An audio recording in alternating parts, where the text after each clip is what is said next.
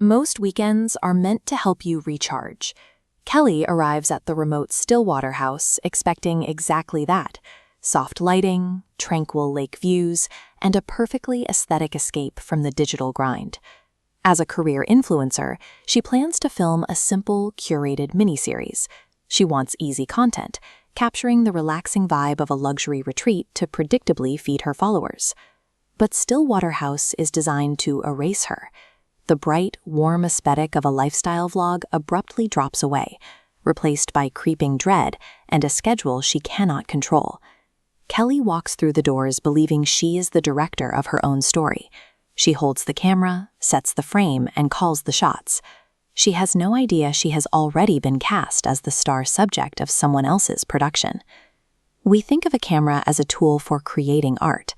In the digital age, it is equally effective as a tool for capture. The moment Kelly steps on the property, her instinct to document everything instantly turns her from a creator into unsuspecting prey. The property is run by Diane and Brian, who greet their guests with smiles that feel entirely rehearsed. They hand out a list of house rules that prioritize strict, uncomfortable control over actual hospitality. Hidden in the corners of every room, cameras never blink. They watch the guests constantly, recording every conversation and tracking every movement. These rigid guidelines and the relentless surveillance work together. They form a meticulous psychological trap, specifically tailored to exploit an influencer's compulsion to perform for an audience.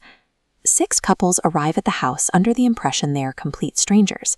That facade cracks almost immediately when 2 of the guests clearly recognize each other, reacting to a shared hidden past. This diagram shows a timeline of Kelly's planned channel uploads. At exactly midnight, an unauthorized episode schedules itself without her input.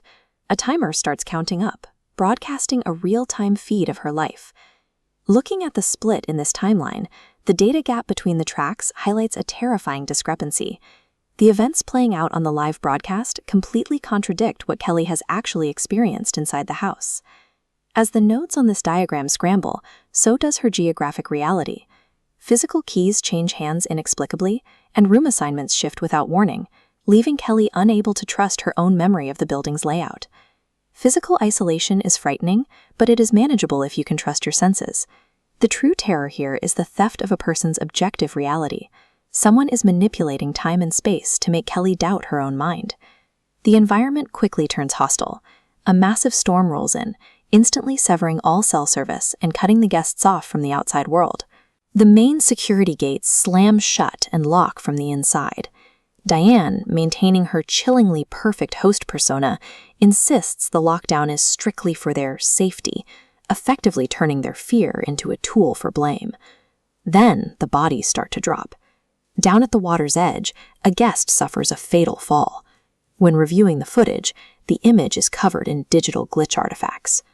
Glitch artifacts are visual errors or distortions in digital data caused by signal manipulation or corruption. Initially, the death looks like a tragic, clumsy accident in the dark, but an accident only happens once. When the next guest dies, and then another shortly after, the illusion of coincidence evaporates. The guests rush to check the internal security footage to find the killer, only to discover the feed's delay and broadcast explicit lies. The technology is feeding them a manually edited version of the truth. KZ Black takes the classic locked room mystery and updates it for the digital era. The surveillance technology meant to protect the guests becomes the exact mechanism that traps them inside and expertly conceals their murders. This novel revolves around a distinctly modern anxiety. It explores how curated content can be weaponized to actively rewrite the truth.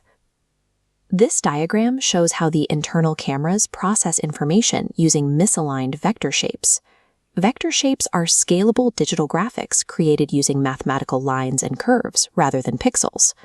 When the raw footage from camera A and camera B merges into the master feed, those shapes create a seamless visual lie, proving that digital evidence can be perfectly edited in real time to dictate who lives and who dies.